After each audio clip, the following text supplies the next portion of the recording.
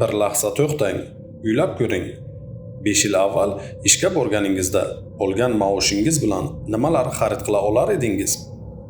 Oilani ta'minlab qo'yish osonroq emasdimi mabodo? Bozorga kirganingizda savatingiz bugungidan og'irroq chiqardi shekilli. Endi bugungi kunga qaytaylik. Ko'plar avvalgidan ko'proq ishlayapti, ko'proq vaqt sarflayapti, ko'proq harakat qilyapti. Lekin negadir ularning hayoti og'irlashyaptiki, yengillashayotgani yo'q. Nega o'zingizni o'tdan cho'qqa urib pul topsangiz ham u yetmayapti? Nega bir vaqtlar orzu bo'lgan uy yoki avtomobil bugun moliyaviy yukka aylanmoqda? Bu shunchaki inflyatsiyami yoki muammo ancha chuqurroqmi? Vanganing kelajak uchun qoldirgan bashorati bo'yicha qisqacha. Dunyo bo'ylab millionlab insonlar bir xil hissiyotni boshdan kechira boshlaydi. Ular ko'p mehnat qiladi, ammo hech qachon boy bo'la olmaydi. Aksincha, o'zini iqtisodiy jihatdan zaifroq his qiladi. Endi ushbu bashoratni bugungi kun bilan taqqoslasak, bir necha yil avval sotib olgan ba'zi avtomobillar bugun o'z qiymatini yo'qota boshlagan. Kechagina qimmat hisoblangan ayrim ko'chmas mulk obyektlari endi avvalgi tezlikda sota olmayapti. Ba'zi mamlakatlarda uy narxlari pasaymoqda, boshqalarda esa narxlar yuqori bo'lsa ham xaridor yo'q. Bu esa iqtisodchilarni xavotirga solishi aniq. Chunki Vanga har bir yirik iqtisodiy o'zgarishlardan oldin aholi orasida bitta umumiy kayfiyat paydo bo'lishini keltirgan. Men avvalgidek yashayapman, ammo negadir pul yetmayapti. Bu oddiy shikoyat emas.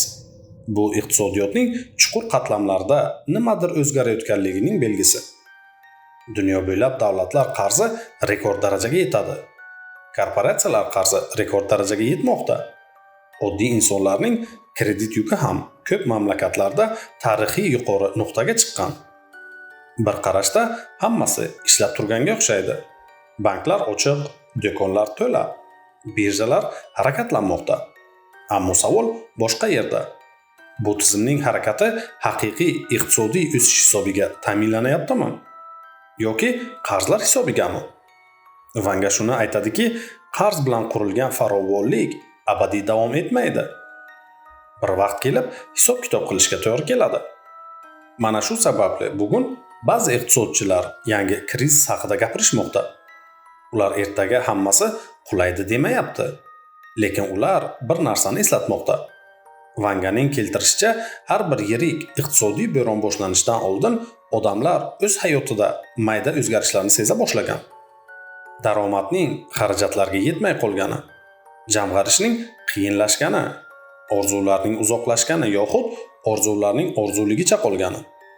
Va aynan shunday paytda ko'pchilik bir xavfni ko'rmagan. Chunki bo'ron hali yetib kelmagan edi. Lekin shamol allaqachon esishni boshlagan. Vanga qiziq bir qonuniyatni eslatadi. Har bir krizis millionlab insonlarni qashshoqlashtirgan. Lekin aynan shu krizislar minglab insonlarni boyitgan ham. Bo'ron keladimi yoki yo'q, bu savol emas. Savol shundaki, bo'ron kelganda siz qayerda turgan bo'lasiz? Kema ichidami yoki to'lqinlar ostida? Krizis davridagi haqiqat insoniyat tarixidagi eng og'ir iqtisodiy halokatlardan biri. Millionlab odamlar ishsiz qolganida aks etgan. Banklar yopilgan, korxonalar singan. Ko'chalarda ovqat uchun navbatlar paydo bo'lgan. Odamlar dunyo tugayapti deb o'ylab qolishgan hatto. Lekin aynan shu yillarda ba'zi insonlar o'z hayotidagi eng katta boyligiga erishgan. Nega? Chunki ular bir sirni tushunib yetgan edi. Pul ishlab topishdan ham muhimroq shunday narsa borki, bu pulni saqlab qolish san'ati. Ko'pchilik insonlar daromadga qarab boylikni baholaydi. Vanga shuni ta'kidlaydiki, tarix boshqa narsani ko'rsatgan. Ikki kishi oyiga bir xil pul topishi mumkin. Bir necha yildan keyin esa biri qarz ichida qoladi, ikkinchisi esa moliyaviy erkinlikka chiqadi. Farq qayerda? Javobi oddiy, jamg'ara olish san'atidadir. Vanga har bir iqtisodiy bo'ron oldidan odamlar bir xil xatoni takrorlashini aytgan. Ular yaxshi kunlar abadiy davom etadi deb o'ylaydi. Maosh oshsa, xarajatlarni oshiradi. Daromad ko'paysa, yangi kreditlar oladi. Pul kelsa esa zaxira yaratmaydi. Krizis esa ularni albatta jazosiz qoldirmaydi. 2008-yilda minglab insonlar katta uylarni yo'qotishdi. Sababi ular kambag'al bo'lgani uchun emas, ular moliyaviy himoyasiz bo'lgani uchun edi. Bir vaqtlar dunyodagi eng boy odamlardan biri hisoblangan Jon Rokfeller shunday degan: qancha pul topishingiz emas, qancha pulni saqlab qolishingiz muhim. Bu gap ortida katta haqiqat yashiringan. Chunki krizis davrida daromad emas, zaxira insonni qutqaradi. Bugun ko'pchilik insonlar o'zini boy deb hisoblaydi. Avtomobili bor, telefonlari qimmat, uyi bor. Lekin agar ertaga daromadi to'xtab qolsa-chi, u necha oy yashab oladi? 1 oymi, 2 oymi yoki 1 hafta? Mana shu savol haqiqiy moliyaviy ahvolni ko'rsatadi. Iqtisodchilar buni moliyaviy havo yostig'i deb ataydi. Samolyot qulab tushayotganda havo yostig'i qanday kerak bo'lsa, iqtisodiy bo'ron vaqtida ham zaxira shunday bo'lishi kerak. Shuning uchun Vanga birinchi navbatda bitta qoidani tavsiya qiladi. Doimo kamida 6 oylik yashash xarajatlarini alohida saqlang. Bu boy bo'lish uchun emas, omon qolish uchun ekanligini unutmang. Chunki krizis davrida imkoniyatlar aynan tayyor turgan insonlar qo'liga o'tadi. 2008-yilda ko'pchilik uyini sotishga majbur bo'lgan paytda puli bor insonlar arzonlashgan aktivlarni sotib olgan. 2020-yilda millionlab bizneslar yopilgan paytda puli bor insonlar yangi loyihalarni boshlagan. Tarixning eng katta sirlaridan biri ham shu. Krizislar boylikni yo'q qilmaydi. Ular boylikni bir qo'ldan boshqa qo'lga o'tkazadi. Mana shuning uchun bugungi savol qanday qilib ko'proq pul topish mumkin emas. Asl savol, agar ertaga iqtisodiy bo'ron boshlansa, men tayyormanmi? Daromadingizning bir qismini zaxiraga ajratyapsizmi? Kreditlaringizni nazorat qilyapsizmi? Daromad manbaingiz bittami yoki bir nechta? Chunki kelajakni hech kim aniq bashorat qila olmaydi. Ammo tarix bir narsani aniq ko'rsatadi. Har bir bo'rondan keyin yangi g'oliblar paydo bo'ladi va ularning deyarli barchasi bo'ron kelmasdan oldin tayyorgarlikni ko'rib qo'ygan. Lekin bu yerda yanada qo'rqinchliroq savol bor. Agar muammo pul topishda bo'lmasa-chi? Agar muammo butun iqtisodiy o'yin qoidalari o'zgarayotganida bo'lsa-chi? Bir lahza atrofingizga qarang. Bobolarimiz bir maosh bilan oila boqgan, uy qurgan, farzand o'stirgan, hatto jamg'arma ham yaratgan. Bugun esa ko'plab insonlar 2 yoki 3 ta ishda mehnat qilishmoqda, ammo baribir negadir pul yetishmayapti. Nega? Bu savolning javobi ko'pchilik o'ylaganidan ham chuqurroq. Chunki 50 yil davomida dunyoda juda kam odamlar sezgan katta o'zgarishlar sodir bo'la boshlagan. Boylikni yaratish usuli o'zgardi. Ilgari inson mehnat qilardi, pul topardi va o'sha pul bilan aktiv sotib olardi. Bugun esa ko'p holatlarda aktivlar inson mehnatidan tezroq o'smoqda. Bu esa tarixda birinchi marotaba butun bir avlodning o'z ota-onasidan iqtisodiy jihatdan orqada qolish xavfini yuzaga keltirdi. Ko'pchilik buni hali anglab yetgani yo'q. Lekin raqamlar boshqa holatni aytmoqda. Dunyo bo'ylab millionlab yoshlar uy xarid qilishni orzu deb emas, deyarli imkonsiz maqsad deb qabul qilishni boshladi. Avtomobil avval erkinlik ramzi edi. Bugun esa ko'pchilik uchun kredit yukiga aylanmoqda.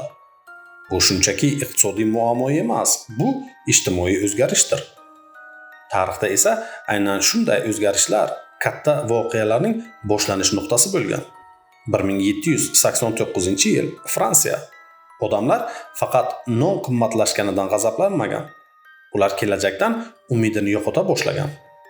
1929-yil Amerika. Birja qulaganidan oldin odamlar o'zini boy deb his qilardi. Birja qulaganidan keyin esa ko'pchilik tushundiki, ularning boyligi haqiqiy emas ekan. Bugun ham shunga o'xshash savol tug'ilmoqda. Bizning boyligimiz qanchalik haqiqiy? Qancha narsaga haqiqatdan egalik qilamiz va qancha narsa banklarga tegishli? Qancha narsa kredit hisobidan qurilgan? Qancha narsa qarz hisobiga sotib olingan? Mana shu yerda iqtisodiy tarixning eng katta sirlaridan biri paydo bo'ladi. Krizislar banklarni yemirmaydi. Krizislar xayollarni yemirib tashlaydi. Insonlar bir kun kelib o'zlariga savol bera boshlaydi. Men haqiqatan ham boymanmi? Yoki men shunchaki qimmat hayot tarzini ijaraga olganmanmi? Bu og'ir savol, lekin aynan shu savol kelajakni belgilaydi. Chunki har bir iqtisodiy davrning o'z g'oliblari bo'lgan. Vanganing ta'kidlashicha, 90-yillarda kompyuterlarni tushunganlar yutadi, 2000-yillarda internetni tushunganlar yutadi. 2010-yillarda mobil texnologiyalarni tushunganlar yutadi. Endi esa yangi davr boshlanadi. Sun'iy intellekt, avtomatlashtirish, raqamli iqtisodiyot va eng xavflisi daromadlar bilan xarajatlar o'rtasidagi masofaning kattalashishi. Ko'pchilik bu muammoni inflyatsiya deb o'ylaydi. Lekin ehtimol muammo bundan kattaroq bo'lsa-chi? Ehtimol insoniyat yangi iqtisodiy davrga kirib borayotgandir. Va har bir yangi davr kelganda Vanga bitta savolni qayta so'raydi. Moslasha olasanmi? Yoki eski qoidalar bilan yashashda davom etasanmi? Chunki tarixning eng qattiq qonuni shunday. Bo'ron kelganda eng kuchlilar emas, eng tez moslasha olganlar omon qoladi. Shu sababli bu video pul haqida emas, krizis haqida ham emas. Bu film kelajak haqida. Va kelajak har doim bitta savol bilan boshlanadi. Ertangi dunyoga bugundan tayyorgarlik ko'ryapsizmi? Atrofingizga qarang. Infarkt, insultdan kasallanganlar soni oshayotganligini sezyapsizmi? Dabdabali oila qurib, keyin ajrashib, bolalarni yetim qilib qoldirayotgan oilalarni-chi? Uyni qimmatga sotib olib, endi sota olmayotgan, mashina kreditini to'lay olmay, yuzi shuvut bo'layotganlarni-chi? Bu hammasi stressning natijasi emasmi? Meni fikrimcha bu holatlar har bir odam o'zida sezayotgan yetishmovchilik stressi yoki hasad stressi sababli paydo bo'lmoqda. Yana ham bilmadim. O'z fikrlaringizni izohlarda qoldiring. Zora dunyoning qay chetida bo'lsa ham bir yaqinimiz ushbu ma'lumotlar asosida o'ziga chora topa olsa, yordamimiz tekkanidan faqatgina xursand bo'lamiz.